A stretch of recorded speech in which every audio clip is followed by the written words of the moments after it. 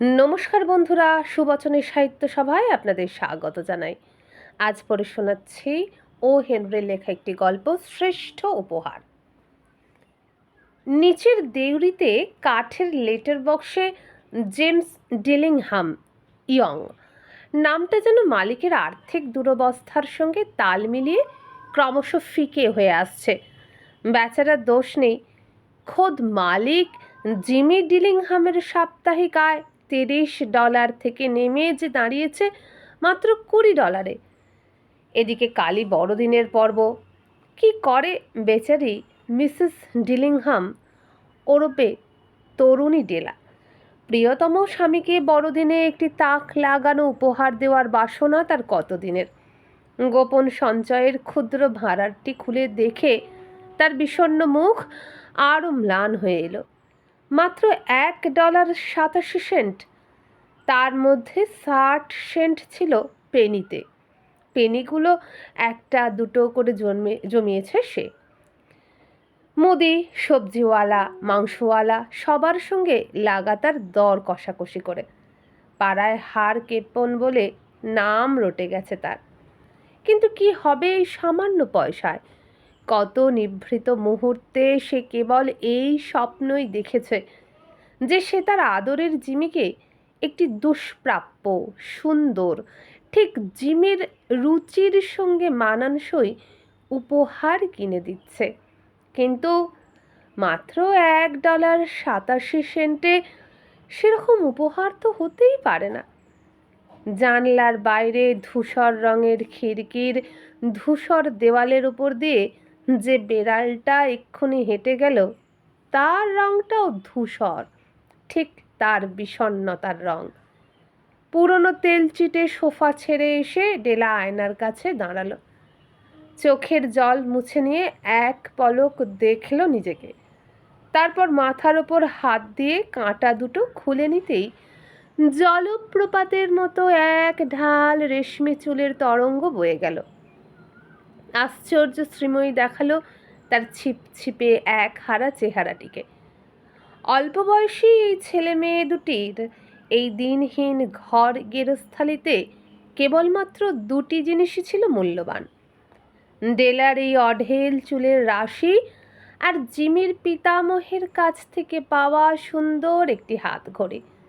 তাছাড়া দুজনের ভালোবাসা ছিল অমূল্য, এ কথা বলাই বাহুল্য। আয়নায় নিজের চেহারা দেখে এক মুহূর্তের জন্য থমকালো ডেলা। তারপরেই উত্তেজনায় বড় হয়ে উঠল তার চোখ দুটি। দ্রুত হাতে পুরনো বাদামি জ্যাকেটটা গায়ে জড়িয়ে নিল, মাথায় পরে নিল পুরনো বাদামি টুপিটা। 2-3 লাফে সিঁড়িগুলো টপকাতেই একেবারে রাজপথে। শীতের উজ্জ্বল নরম আলোয় মায়াময় হয়ে উঠেছে পৃথিবী। রাস্তায় অগণিত দোকানে অভাবনীয় পণ্য সম্ভার হাতছানি দিয়ে ডাকছে। দৃঢ় পদক্ষেপে ডেলা মাদাম সাফ্রেনির কেশ প্রসাধনের দোকানে এসে ঢুকল। বিশালবাবু মাদাম সাফ্রেনিকে রাজি করিয়ে ফেলল তার মাথার চুলগুলি কিনতে। $20 দাম দিলেন মাদাম। এর পরের 2 ঘন্টা যেন প্রজাপতির পাখায় উড়ে চলে গেল। অনেক খোঁজে, অনেক বেছে, একদম হঠাৎই ডেলা পেয়ে গেল ঠিক তার মনের মতন জিনিস, প্ল্যাটিনামের একটি সুন্দর ঘড়ির চেন। জিমির হাতে ওই সুন্দর ঘড়িটার সঙ্গে কি দারুণই না মানাবে। এক মুহূর্তে চুলের দুঃখ সে ভুলে গেল। $21 দাম দিল ওটার জন্য। বাকি 87 সেন্ট হাতে নিয়ে চঞ্চলা কিশোরীর মতোই প্রায় এক ছুটে বাড়ি পৌঁছলো সে। বেচারি জিমি এত সুন্দর ঘড়িটায় একটা কম দামি চামড়ার বকলস লাগিয়ে রাখে, এত বেমানান দেখায়। গ্যাসটা জ্বেলে দিয়ে নিজের সম্পূর্ণ অচেনা চেহারাটা একটু ভদ্রস্থ করার চেষ্টা করলো ডেলা। চুল কোঁকড়ানোর যন্ত্রটা হাতে নিয়ে বসলো আয়নার সামনে। 40 মিনিটের মধ্যেই কোঁকড়ানো ছোট ছোট চুলে ভর্তি তার মাথাটা দেখাতে লাগলো স্কুল পালানো ছেলেদের মতো। যথেষ্ট হয়েছে। এখন প্রথম দর্শনে যদি জিমি অগ্নিশর্মা না হয়ে যায় তবে নিশ্চয়ই স্বীকার করবে আমাকে ঠিক কোনি দ্বীপের মেয়েদের মতো দেখাচ্ছে। 7টা বেজে গেল। কফি তৈরি, চপগুলো জিমি এলেই চটপট ভেজে নেওয়া যাবে। দরজার পাশেই উপহারটি হাতের মুঠোয় নিয়ে কিছুক্ষণ উৎকণ্ঠায় উত্তেজনায় সময় গুনছে ডেলা। ক্লান্ত পায়ে ওপরে উঠে এলো জিমি। মাত্র 22 বছর বয়সেই গোটা একটা সংসারের বোঝায় নুয়ে পড়েছে বেচারি। গায়ের ওভারকোট, হাতের দস্তানা, দুটোর অবস্থাই শোচনীয়। স্বামীর দিকে চোখ তুলে তাকালো ডেলা। অস্ফুট প্রার্থনায় তার চোখ দুটি কাঁদছে। ঈশ্বর, খুব বেশি রেগে না যায় জিম। ওর চোখ যেন আমাকে আগের মতোই সুন্দর দেখে। কিন্তু স্বামীর চোখের দৃষ্টির দিকে চেয়ে অবাক হয়ে গেল ডেলা। সে চোখে খুশি, আনন্দ, বিস্ময়, ক্রোধ কিছুই নেই।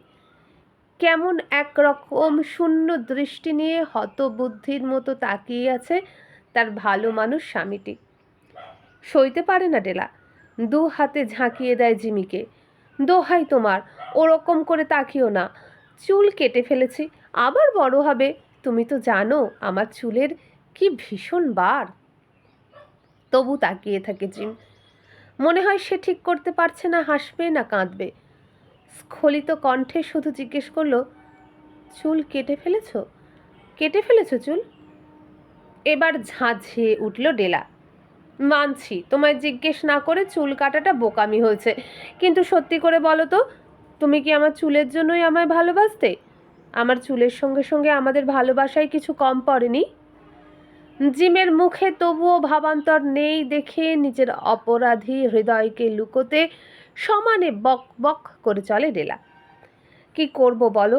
কতদিনের স্বাদ, বড়দিনে তোমাকে একটা দারুণ উপহার দেব। তাই তো চুলগুলো বেচে তোমার জন্য আশ্চর্য এক উপহার এনেছি। চুল আবার ঠিক আগের মতোই সুন্দর হবে জিম, তুমি একটুও ভেবো না। কাল বড়দিন, আজও কি তুমি ওরকম মুখ ভার করে থাকবে জিম? একটুও ভালোবাসবে না আমাকে? এতক্ষণে যেন কেটে গেল জিমের হতভম্ব ভাবটা। 2 বাহু দিয়ে জড়িয়ে নিল ডেলাকে। আমাকে ভুল বোঝো না ডেলা। আমি যে মেয়েকে ভালোবাসি সে চুল কাটলে বা শ্যাম্পু করলে আমার ভালোবাসায় 19-20 হয় না। এটা সেরকম কোনো ব্যাপারই নয়। তোমার জন্য আমি যে উপহার এনেছি সেটি দেখলেই তুমি বুঝতে পারবে কেন একটু আগে এত ভেঙে পড়েছিলাম। জিমের হাত থেকে মোড়কটা নিয়ে খুলে ফেলল ডেলা। এক মুহূর্তে চাপা আবেগে নিঃশ্বাস রুদ্ধ হয়ে আসে তার। চোখের জল চাপতে জিমের বুকেই মুখ লুকোয় সে।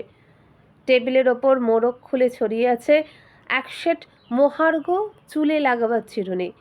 ব্রডওয়ের দোকানের জানলায় সাজানো সেই দোকানটিতে দীর্ঘদিন প্রত্যহ দেখেছে ডেলা, মনে মনে পুজো করেছে। খাঁটি কাছিমের খোলায় তৈরি চিরুনিগুলো, হিরে মুক্ত দিয়ে বের দেওয়া। যে চুল কেটে ফেলা হয়েছে তাতে পরার উপযুক্তই বটে। আবার ফুঁপিয়ে ওঠে ডেলা। তারপর হঠাৎই মনে পড়ে যায় হাতের মুঠোয় লুকিয়ে রাখা জিমের জন্য আনা উপহারটির কথা। হ্যাঁ, আমার স্বপ্নের জিনিসটা এনে দিয়েছো তুমি জিম। মন খারাপ করো না লক্ষ্মীটি। আজ না হোক একদিন আমার চুল আবার আগের মতো হয়ে যাবে। আমি প্রাণ ভরে প্রসাধন করব তোমার দেওয়া উপহার দিয়ে।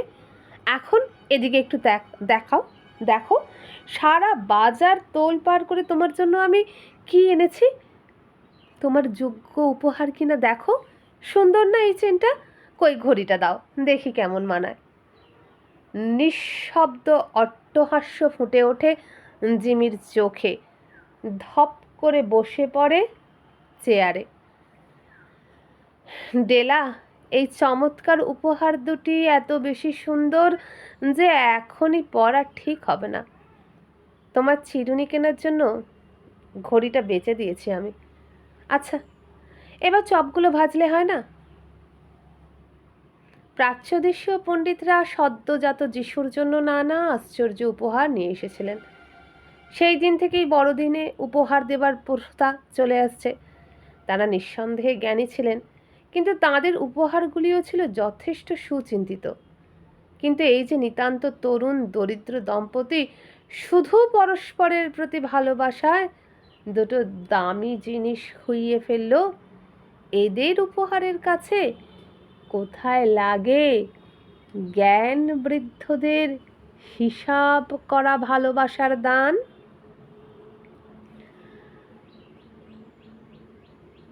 বন্ধুরা, এখানেই শেষ হয়ে গেল আজকের গল্প। যদি এরকমই আরও গল্প শুনতে চান তাহলে এই ভিডিওর নিচে যে বারে আমার চ্যানেলের নাম দেওয়া আছে সেখানে ক্লিক করুন। খুলে যাবে চ্যানেলের হোম পেজে পাবেন প্লেলিস্টে আজ পর্যন্ত থরে থরে সাজানো সব গল্প রয়েছে আপনার জন্য। আর যদি ভালো লাগে একটি লাইক করবেন, বন্ধুদের সাথে বেশি বেশি করে শেয়ার করবেন ভিডিওগুলি। আর এখনও আমার চ্যানেলে সাবস্ক্রাইব করে না থাকলে আমার মনোবল বাড়াতে সাবস্ক্রাইব করে আমায় উৎসাহিত করবেন। তাহলে আজকের মতো বিদায় নিলাম। নমস্কার।